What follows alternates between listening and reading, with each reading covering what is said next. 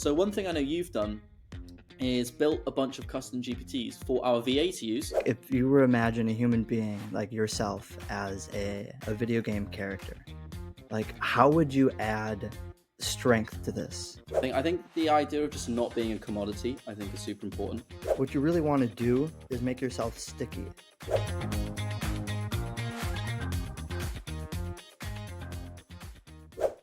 Let us kick things off with me asking you, Hunter, about custom ChatGPTs, because I know with us doing this podcast, it's because we enjoy it and there's no real short-term goal. But one downside to that is it still takes effort. And hopping on the call part's easy, but there's still stuff in the back end that means we don't want to put something out which is just complete shit. And we also don't want to put a load of money into it because it's not something that we're interested in pumping loads of money into right now. We honestly just quite enjoy doing it and want to get better. And I guess talking on camera and explaining topics and honestly just bouncing ideas.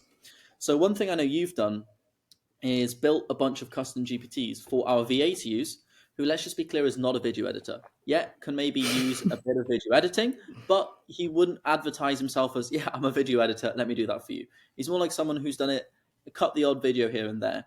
Yeah, it's kind of like a jack of all trades. Yeah, seems like he could just do everything. Exactly, and you've built him some tools with GPT to basically make the editing process a lot easier and to hopefully improve the quality of the podcast and definitely improve it from the first one anyway. Like, they're definitely looking a lot better now. We still need to improve the thumbnails, etc., etc. And obviously, we just need to get better at being humans. But apart from that, the process is smoother and they start to look better. So talk me through a little about what the GPTs do, how you built them, and anything else that you want to geek out on there. Yeah. I mean, this is definitely something I love talking about. Love building. I just think they're so useful. So we have a VA that takes care of almost all of the back end for us. So essentially, me and Tatch just find interesting things we want to talk about throughout the week, write them down. We show up to the meeting, we chat like this, and then after that, there's not much involvement from us. Like, our VA kind of takes care of processing it, editing it, creating an intro, and now the description, and we kind of just help him. Tats mainly just tells him what he thinks the best title would be, because I mean, he's just a better copywriter than AI or me for that matter. But yeah, so I defined 3 distinct processes that he could definitely save time on. So one was, there's a lot of upper end podcasts that have these cool intros that show you clips of what's going on. I know My First Million did this for a while. I don't know if they still do, but tons of different pods do it, right? And the point is to hook you in with something that's entertaining or valuable or whatever it might be. So our VA was having a little bit of trouble with this at first. It's like a little soundbite, just a little soundbite which hypes up a clip that hypes up information. For example, oh my God, I just hopped on a call with a multi-billion-dollar CEO. This is the one thing he said to me. Boom, end of soundbite. Yeah, exactly. But getting those clips or being able to identify what to use for a clip can be a little bit challenging, especially since, I mean, obviously it's a very subjective thing. The more you do it, it gets easier. But I wanted to create something that would help him do this. So something's cool that Riverside, which is a platform we use to produce a podcast, auto-generates an entire transcript for us of the VA of the pod. So I told my VA, get this transcript, just paste it into this GPT, and the GPT will output moments that it thinks would be great to use as an intro clip. And it's doing that, defining entertainment, defining value, defining information, so that it knows what type of information or comments, text that it should be looking for that would hook people in. And then it also gives them the timestamp. So he just pastes in the transcript, and then it shoots out a bunch of different moments of the pod that it thinks would be good to use for this purpose. And it's not great at first, but the more and more he asks it, give me more, and then he says, I'm going to use these ones, it learns from that, and it will get better at understanding what Kento wants, and as well understanding what and our VA will get better at understanding what we want to use. So it's just kind of a feedback loop that enables it to speed up more quickly and save him time and save us time. The second one I did was a description. So we always have like show notes with like bullet points of the main key topics we talked about. And for the first few episodes, Tats was writing them out. Just like in today's episode, we talked about X, Y, and Z. And then since we had that, I have like a template that we're going to use every time. So I just pasted in this template into its custom instructions saying like, I'm going to give you an entire podcast transcript. This is the description framework we're going to use or template for the show notes that I want you to produce. Your job is to look through the pod, define the key moments, and then output them in this template style that we've developed for show notes in a way that's similar to how we did it before. And then I provided it some examples of previous show notes. So it knew how to do it. Not only like in today's episode, XYZ, but it knew like in what way should it speak in the bullet points so it sounds more human. And that's just from like the examples that I put inside of it. And then the third one that I thought was interesting is that I kind of got from like Justin Welsh in a sense that he has this like content system where he starts with a long form piece of content and then breaks it down into a bunch of shorter ones. Because let's be honest, it's way easier to go from one long form content to tons of short ones. Because like me and Tats are showing up every week and recording this, we might as well get some content ideas from it if we want to turn them into tweets, threads, emails, YouTube videos, whatnot. So the same thing, I built a GPT to essentially analyze a transcript. So our VA just pastes it in and it outputs content ideas, novel content ideas. And I define novelty from a framework I got by Rob Lennon in his AI Reactor course, which is just awesome. But it will just give us a bunch of different content ideas, and then it will label them of like who said them and a bunch of different other criteria. But it's been awesome for just saving him time and saving me time. So like me and Tats just kind of have to show up to this, and our VA kind of takes care of everything else. And obviously, we're still working to like improve the pod and like work on articulating ourselves, speaking more effectively. But it saves a lot of mental bandwidth for us to not have to do these things every week. Yeah, 100%. Because I mean, we all know the stats about podcasts and how many actually fail. Mm-hmm. Can you remember how many fail after like what was it, 9 or 21? I forget the exact numbers, but I know that it was something. I think Chris Williamson was talking about it, but he was talking about how like 90% of podcasts don't make it to episode 10 or something like that. It's Oh, here around it a is. low number like Well, that. here's Okay, one. what is it? 90% of podcasts don't get past episode 3. Wow. 1,000,008. I don't know where this stat comes from. 1,800,000 podcasts quit before they even get started. Only 11. Oh, that's actually quite high. A chance of a new Hmm. podcast failing is 95%. Only 11% of podcasts make it to. That doesn't make sense. 50 episodes. 50 episodes is quite a lot.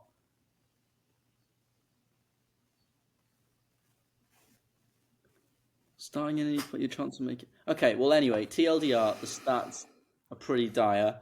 And I think the reason is because people don't realize how much faff there is on the back end. Like, Mm-hmm. it's not just this bit's easy. Well, this bit's fun and the easy bit. Yeah. The faff bit is then, yeah, cutting it at all. It's like uploading it to YouTube, uploading it to Spotify, all this sort of thing.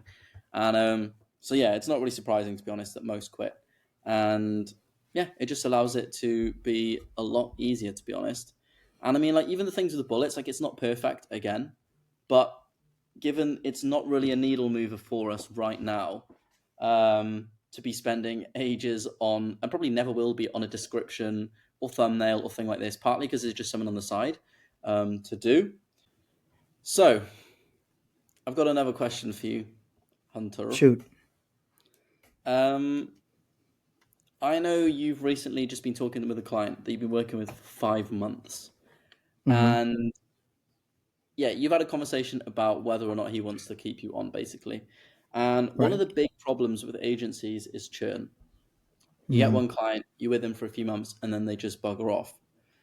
And yeah, talk me through a little bit about how churn in your company, whether it's a problem, and if it's not a problem, why it's not a problem, and what you're doing. Like why your agency works. Because I even spoke to a guy who's now running like a huge ecom company. They're like a SaaS, and he tried loads of things, and he tried agencies, and he was like, honestly, man, it's so hard purely because of a churn. So tell me how you think about churn, and yeah, just fire away.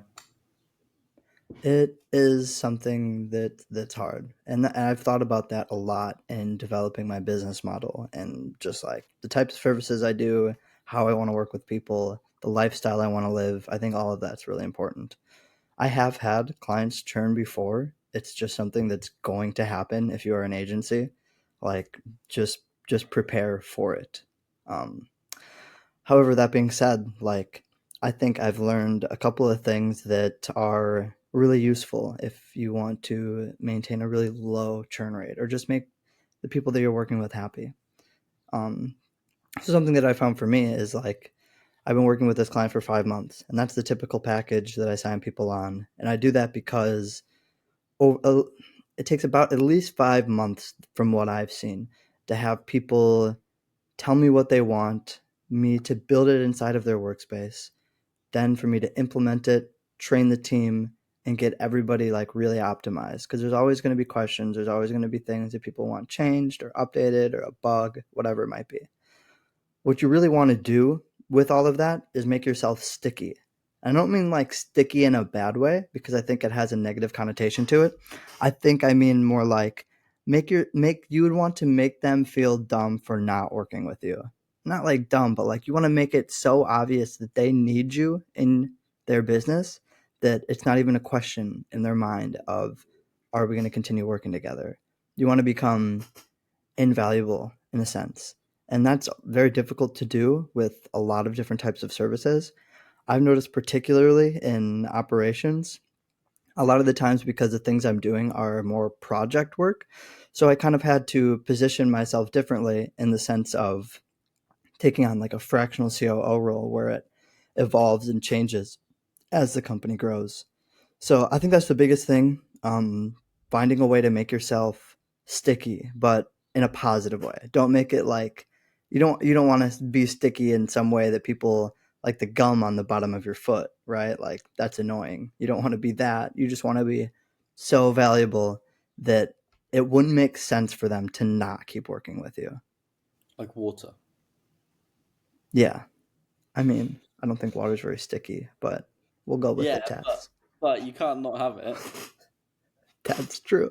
You can't not have it. Although 100% of people who've ever drinking water have died. So Yeah, but it's I, when you die, isn't it? I don't know. All right. Anyhow, Just putting it out there. did you say what this agency guy said to you in the end? Because I know you Oh, have he contact. said that he kind of like initially asked me like what were my plans with my business because he wanted to know like in the future like is this going to be something that's sustainable? Like can we keep working together? Because he pretty much told me like I need to keep working with you. Like I'm the only one who really understands all of the workspace, and obviously I don't like gatekeep it. I'm not like here it is, like I'm not going to tell you how anything works because I think that would be rude, first of all. But it's more like it's not worth his time to try and learn the things that I do inside of his business so that he could do it or that he could train somebody else to do it. It's more worth his time to have me just keep doing the things that he thinks is valuable for his business.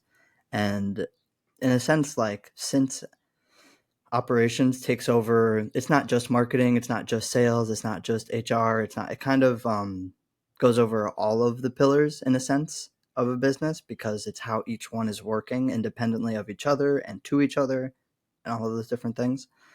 But yeah, you just said like like I really need you to stick around because I don't know how else I would manage everything. And that's what you kind of want to do. You want to be able to provide so much value that people think Your water. I can't function without you, like water per se. I'm I feel like a little fishy, but whatever. a proud No pun mum intended. at the family gathering, being like, "Go on, son, tell them what they said. Tell them how great you are." But no, Do I have to, Mom? I'm embarrassed. I completely agree. To be honest, I am one of the startups that I guess sort of like I do like fractional marketer for slash Mm-hmm. copywriter, and it was just coming for 3 months when we said like we'd sort of reassess things, and I was thinking about asking for some more money or maybe some equity or something because I briefly mentioned it, but in the end they brought it up before I even could, and they were literally like, Same. "That's Same. He cool." brought it up before I could. That's epic. I think, yeah, it's a good sign. I mean, it makes it easier for you. And instead, they were just like, "Look, we love working with you. Do you like working with us? We'd love to pay you a bit more and create some like incentives where you get equity at different price points, basically." So it just goes to show, like, just put in a bit of extra work. I think the idea of just not being a commodity, I think, is super important.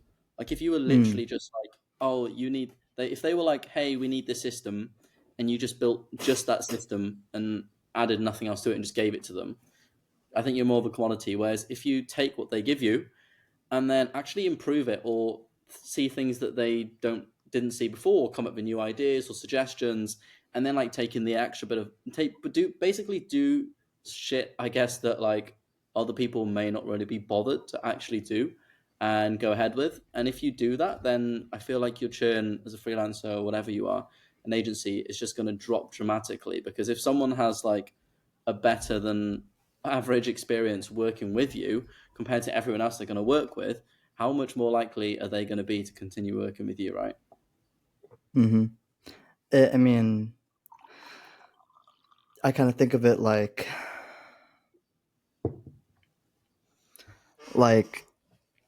I mean, oh God, I can't stop thinking about how you said it's like water and that we need water. That's all I can think about in my mind right now. It's But well, it's selling milk versus selling a hairdryer. That's the difference between churn and not churn. oh, okay, I see what you mean there. I mean, Because one's like someone only needs to buy repeatable, like milk they're gonna once. show up every week and give you milk, versus you only need to Yeah. buy a hairdryer All one you need time. to do, you want to sell the hairdryer and then the electricity, or you want to sell electricity. That is kind of how I position it. Like, here's the Yeah, product. This is what we're delivering. It's going to take 5 months, and then after that, we work on X, Y, and Z that supplies this the hairdryer. It's more of like if their hair is the business, the hairdryer is what keeps it running, keeps it looking nice, and looking nice means like operationally functional, and then yeah, after it's set up, we have a great foundational base of like this is how everything is running.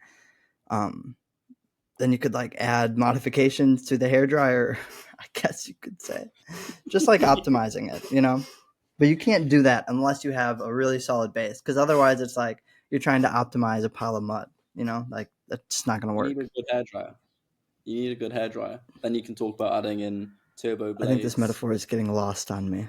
chrome, chrome fucking shit Good on hair the outside. dryer. Oh my gosh. Oh, okay, Tats. I have a question I wanted to ask you. It's kind of out there. No. I don't care. I'm going to ask it anyways. Go for it. Okay, just take a deep breath, get relaxed, be comfortable. All right. Now, this is interesting. But if you were to have a time machine, okay, you can travel forward or backwards, however long you want. How would you leverage that to make gains in either your business or your personal life, and why? Well, for starters, I don't think you even need to make gains in your business if you like. Right, I wouldn't say have like a purpose-driven business right now. Like, I'm not getting water to third world countries. I'm not like solving famine. or drought. I don't think that necessarily has to do with purpose. That sounds more like philanthropic. Yeah, well, I guess there's no, I don't have a purpose-driven business that's outside of the purpose for me right now, which is like Okay. figuring out my 20s, building, making money, basically, building the life that I want, one day having a beautiful house, etc., etc. Right? That's the purpose for me right now, as a young man. But if I could time travel, obviously I would just go lay down some bets, right? It would be super easy, whether it's on horse racing, whether it's on football, and I would just make a shitload of money in a pretty short amount of time, right? And then I would have to find some purposes after that. And so if I had some big purposeful business, then I would probably use that to drive the business. But realistically, I'm not going to go back in time, I don't know, scrape some leads for like businesses are gonna do, and then like email them and be like, "Hey, can I do your copywriting for you?" So it would basically be the end of my business as it is now, as I would probably do something completely different because pretty quickly I could have hundreds of millions of dollars in my bank and be like, "Okay, what do I want to build with this?" Instead of building bootstrap like basically we are now with the agency game, right? So Right. that's Hmm. I guess that's my answer to it. And in terms of personal life, I wouldn't want to meddle with that at all, to be honest. I feel like that just gets messy. Like if anything, I feel like you're more likely to damage your personal life by meddling too much. So yeah, I would probably just get the practical shit just out the way and then use that load of money to just do some cool shit. That's interesting. And maybe I should have added some nuance to it because, like, is it a time machine that you can use just once or is it like forever in your possession? Because I think that changes how you would use it. And I only say that because Oh really? I No, I would remember say the reading, thing first. That's the first thing I would do. you'd what? Like for example, if I bet even like a grand on, oh my god, why have I forgot the name? Leicester. Even like a grand. You hear him? He's a big baller.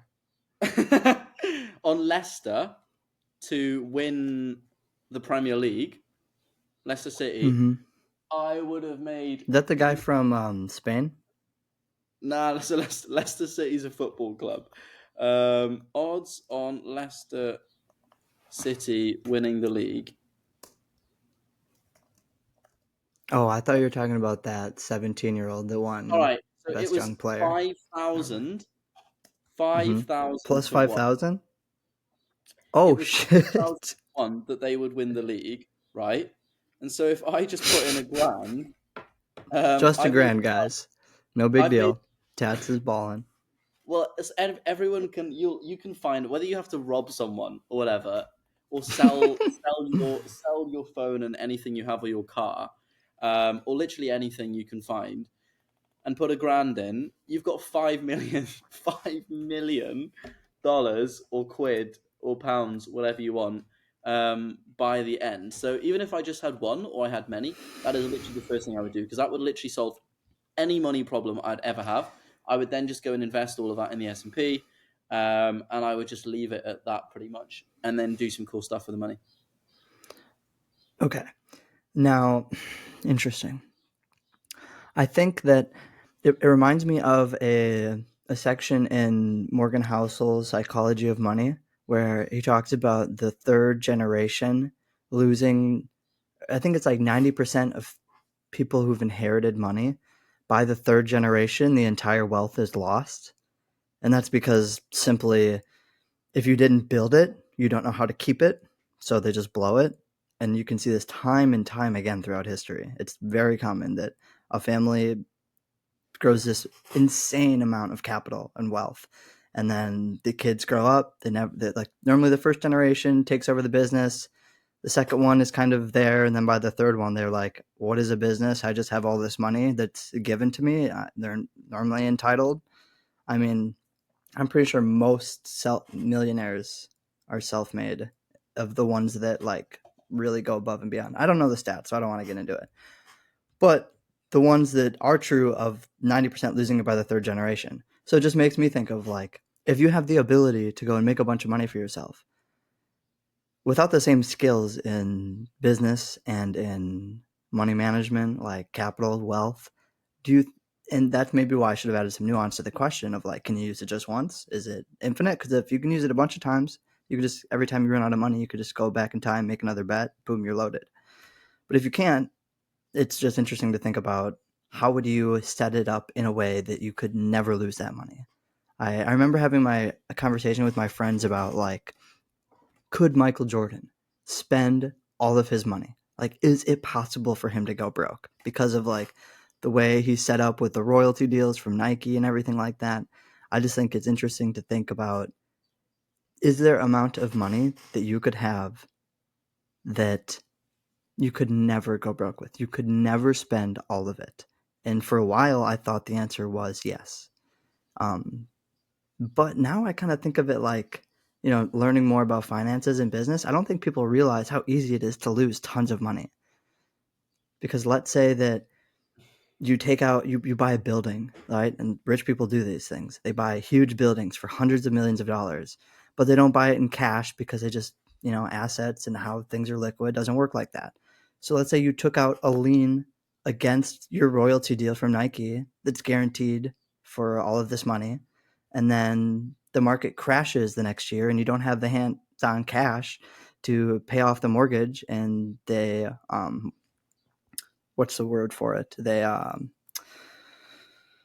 you know what I'm talking about, Tats? A margin call you. And they take the royalty deal away from you because that's what your collateral is had on. Like, and I don't know if it's even would work like that, but I know that's how huge fortunes have lost. If you think about that guy from, I think it was Japan, or it was some Asian country, I forget the one, but he had this massive hedge fund, and he had like $25 billion into it. And the way he did it is he would just invest in tech stocks. And then after a little while, they would grow. He would take equity out of it, get a loan, put it back into it. And he just did this for years. And it ballooned to like $20 billion. And then the market crashed one day, or like tech did, and he lost all of it in a day. And all of the banks that lent him that money were like, we're fucked. So I bring this up to think about and to mention like, people should have a plan of like what they're going to do with their money, because you can make money. Like, once you figure it out, you can make money. But like, how are you going to keep it? How are you going to set it up in a way for you that is advantageous so you don't have to keep working for the rest of your life? And that's kind of why I brought the time machine question up.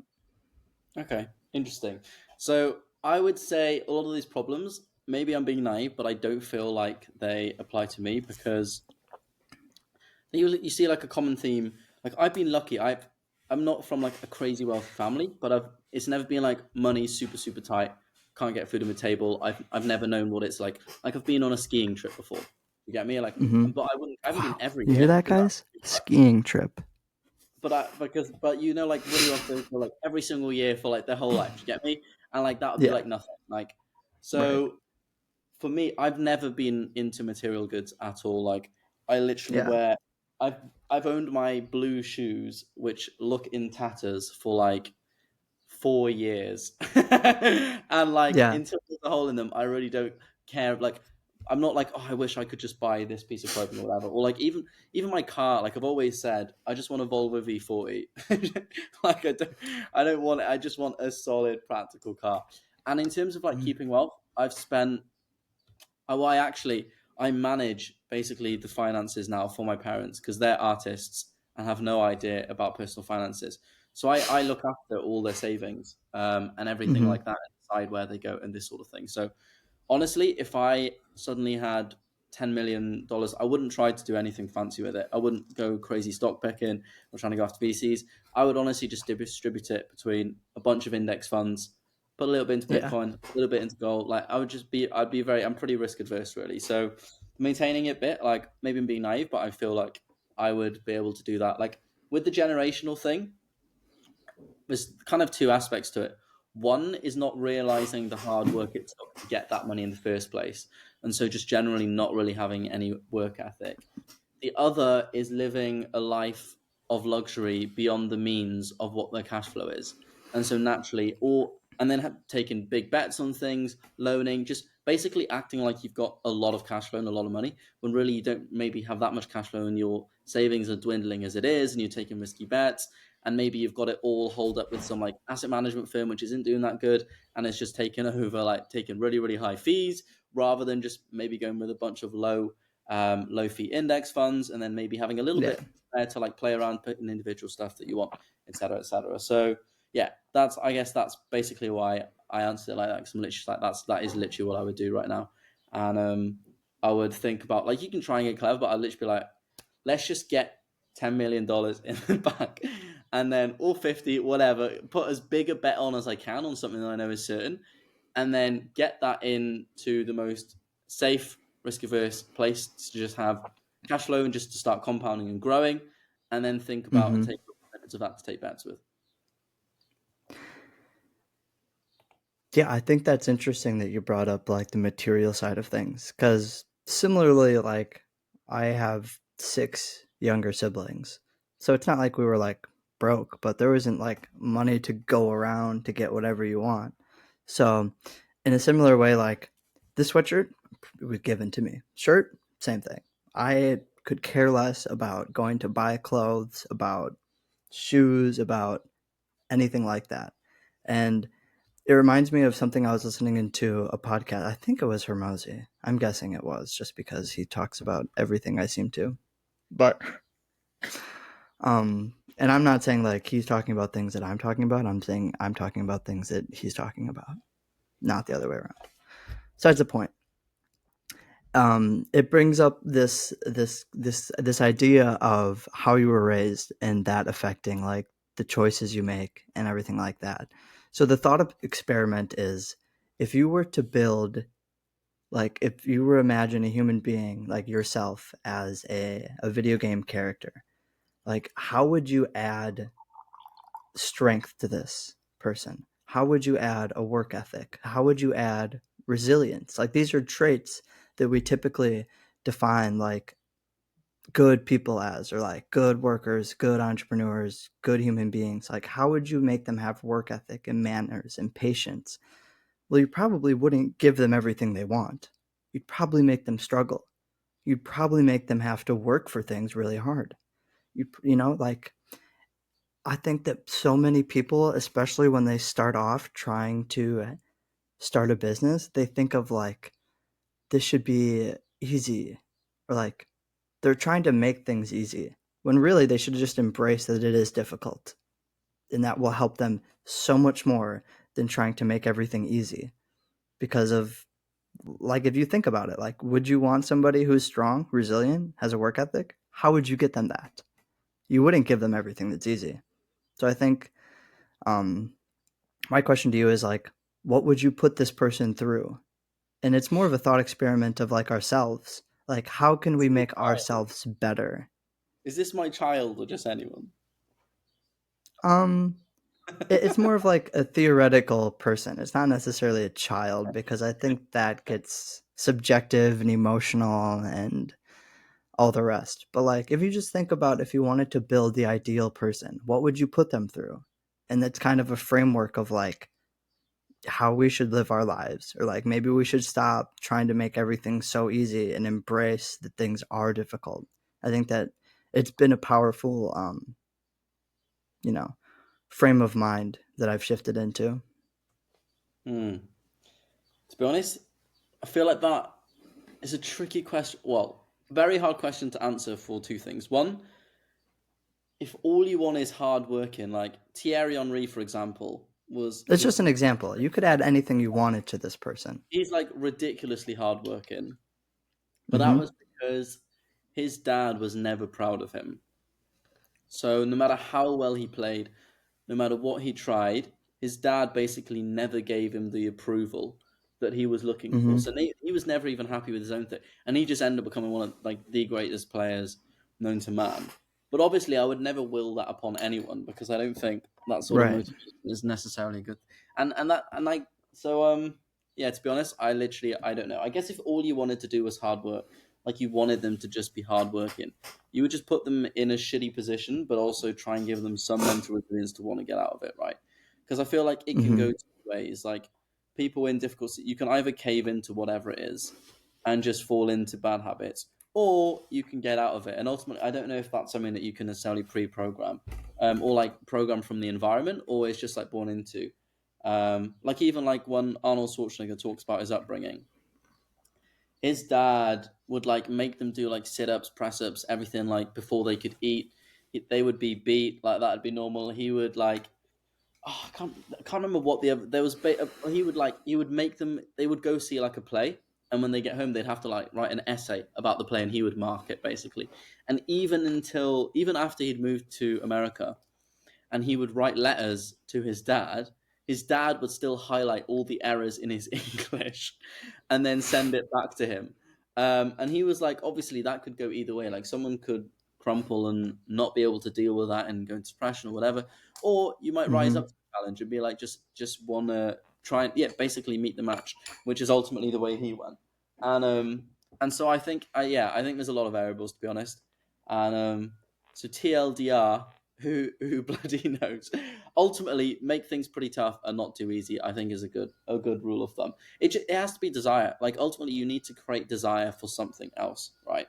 And you need, and that is what ultimately creates the drive. It's like all of like this is why like the whole thing with like no fap, don't watch porn, cut your vices is like a thing with like the hustle bros is because say if you just take porn for example, what it gives you is it gives you the hit of dopamine as if you were with like sleeping with a woman for example without actually having the woman, when like a large motivation especially for young men to even want resources, to even want to work hard, is ultimately to get a wife Mm-hmm. and kids that they can raise afterwards. And so you're kind of like shortcutting that so they don't get it. So that'd be like one thing. It'd be like you'd make them bored, you'd starve them with certain things, so that they have the desire to want to get to a certain place. Whereas if you just give them a load of money already from day one, you'd be like, yeah, it's all chill, it's all yours, do whatever you want. They've got it all already. So why would they sort of work hard? So yeah, this has been a mega ramble. I'm not gonna lie. Yeah, a little bit. It reminds me of like if you heard about that letter that Winston Churchill's father sent him. No. No. So essentially, it was, I believe, Winston was 19 years old and he just It's graduated from the yeah. military academy. Um, Essentially, Chris Williamson, I heard him talk about it in a pod, and he can recite the whole thing. But it's essentially like, you have made me so disappointed. You did not graduate at the top of your class. This is an absolute failure. I don't ever want to hear from you again. Like, just ripping into him. And then at the end is like, your mother sends her love.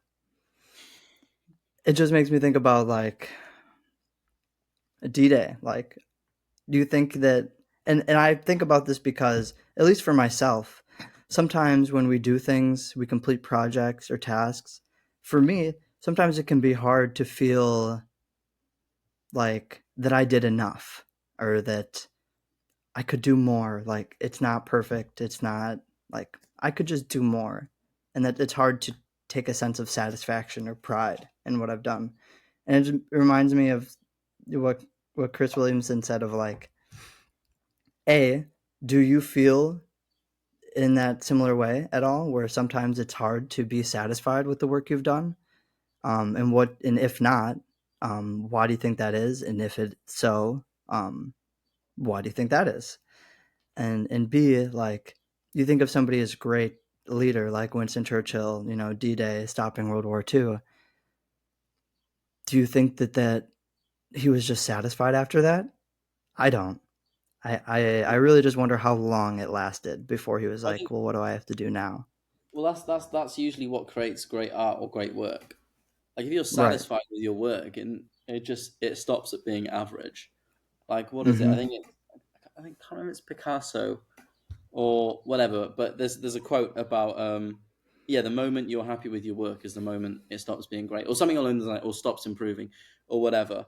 So it's a trade off. It's like what I guess ultimately, what do you want really? I got a Right. quick It's a follow up question. difficult balance, though, especially being an entrepreneur. Like, Yeah, but once again, it's like especially if you don't have a team. I don't think balance always creates greatness. Like I think a lot of these No, people very true. extremely They are very unbalanced. unbalanced for a So it majority comes of their back, life. yeah. So it comes back, I think, to what do you want? Like Hmm. if you want just a nice chill lifestyle, really healthy, live as long as you can, kids, your set of Mm. priorities is going to be very different to someone who wants to become the greatest in the world at XYZ. Like Now, The that's a separate boxer. question. The Do boxer you from think that Ukraine. you could become the greatest in the world while living a balanced life? Or I is think it's that hard. inherently like you can't do one or the other? I think it's hard. I think it's probably not, to be honest. I mean, obviously, there's nuances, but like Usyk, for example, he didn't even go to see his wife, his child being born. Like, I think you can become great without that if you also combine talent with general hard work or whatever. But I think a lot of times the people who become like the best outright, I think that's usually born from like an absolute crazed obsessiveness. Probably to Hmm. most people as like that's not balanced and that's pretty crazy and I could never live that life basically. Like if someone looks at it and be like, "Oh man, that's a nice life. It's really nice and balanced. I could probably do that." I'd be surprised if they become the best in the world at what it is they do. Counterpoint, kind of. I now in terms of like how difficult it is to be the greatest in the world or something versus to be balanced, it reminds me of the quote that I don't remember who said it, but the quote goes, "It's harder to be a good man than a great man."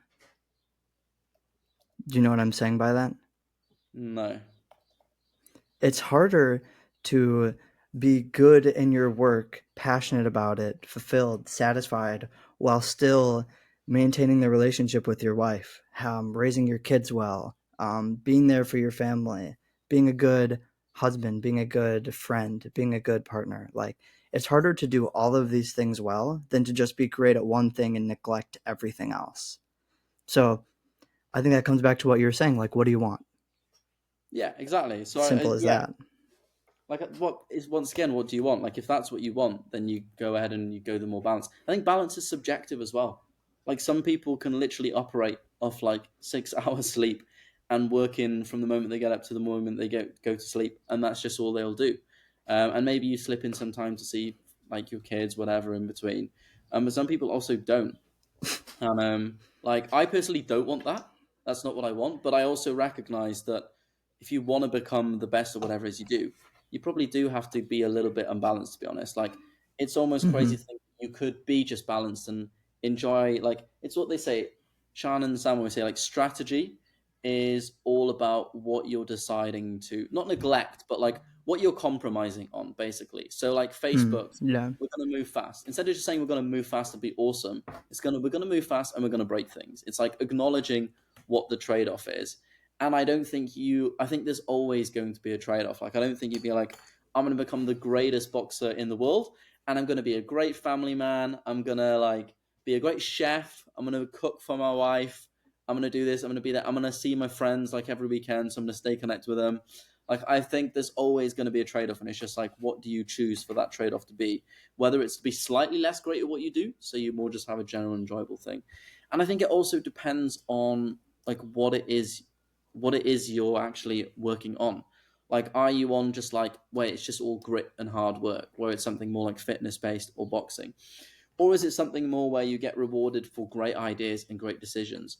To which, like, obviously you need to work hard, but you also need to be healthy in a good headspace to be able to make those decisions in the first place. Like, you're not going to make some great investing decision by being like really stressed, panicky, like overwork, etc., etc. So yeah, it depends. I think it all depends on what you want.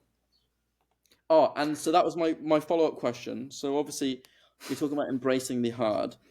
What do Hmm. you do in your life at the moment to make it harder on purpose? Um, yeah, to make it harder on purpose.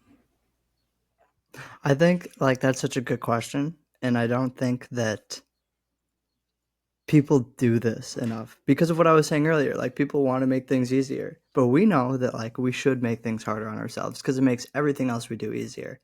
So something that I do purposefully to I guess make my life harder. I mean, it's not. Maybe I could do more. Maybe that's me talking about what I was talking about before. Okay, rambling. When I go,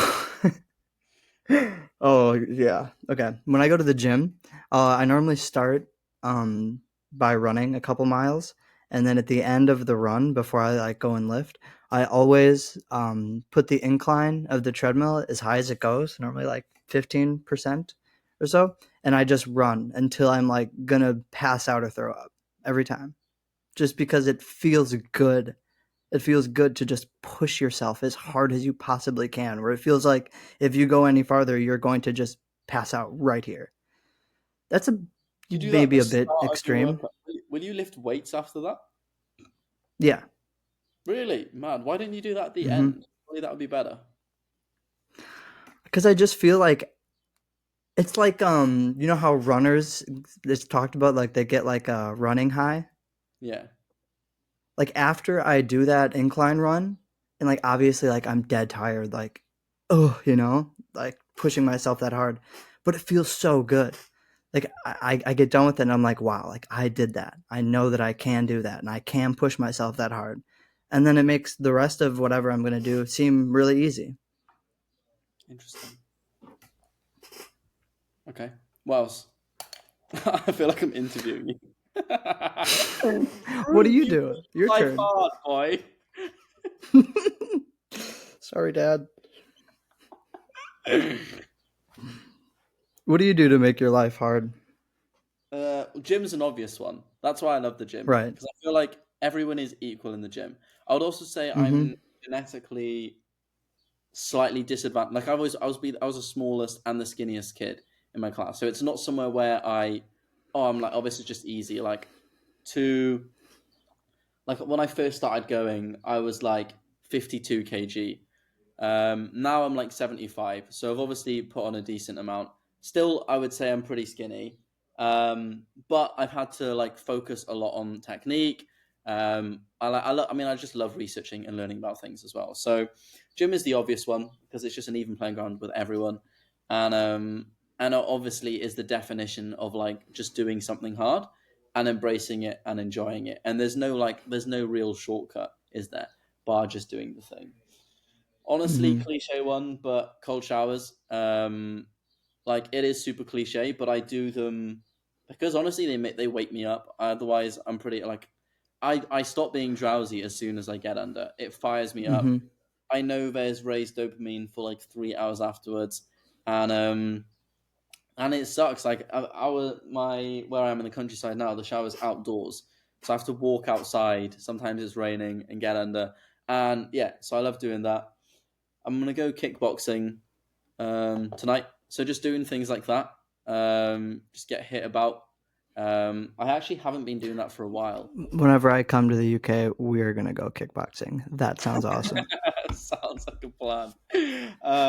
But I find that's good because once again, like I'm one of the shittest ones there, and it's I think yeah, it's all about discipline. It's about once again, like if you get hit and you show you're hurt, like say if you're in a match, like you're done for. They're just going to come after you. You need like if you're winded, you don't want to show you're winded, sort of thing. So that's probably the other Mm-hmm. thing. Um, Bar that, I'm not sure to be honest. I probably should. I'd like to do more. I guess like when it comes to work, just taking on probably ever so slightly more than like Mm-hmm. what is actually comfortable to do. So I'm always a little bit behind, and I guess that Same. generally makes things a little bit harder.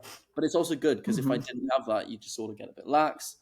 Um, Being open to this is I guess a slightly counterintuitive one, but like looking for criticism, like I guess it doesn't actually make your life harder, but it's still like it doesn't it's harder than if you were just like, oh, I think this is nice and get on with it, sort of thing, rather than sending it over to mentor, sending it over to friend, being like, can you rinse this for me, like can you do it shit, and then having to redo it all Mm-hmm. over again. And that's about it, to be honest. Yeah, I think I could also. I What I want to do, I would love to do like just put myself into like a half marathon or do some things like that. I never really run that much, to be honest. I would like to do that more. Um, We could do a yeah, half marathon together. It'd be cute. yeah, let's do a little half, or even like things like the mud. You know, like people do those mud runs, just shit like Yeah. that. I would love to do more of those. I went paintballing the other Mm. weekend. I love that. Like I like getting actually stung and bruised by something and knowing that you're not going to die and then trying to get other people. That's a hard that I definitely love. But yeah, anyway, shall we wrap it up there? Yeah. Yes. Our animal brains are like, we do a hard thing. We went hunting today. It's good. You got food. You hunted for food. I really think it comes down to that sometimes. No, definitely. All right, we're gonna wrap it up there, guys. Subscribe, 5 stars, review, leave us questions, whatever it might be, and critical. we will see you on the next week of The Life of Leverage. Wicked. See ya.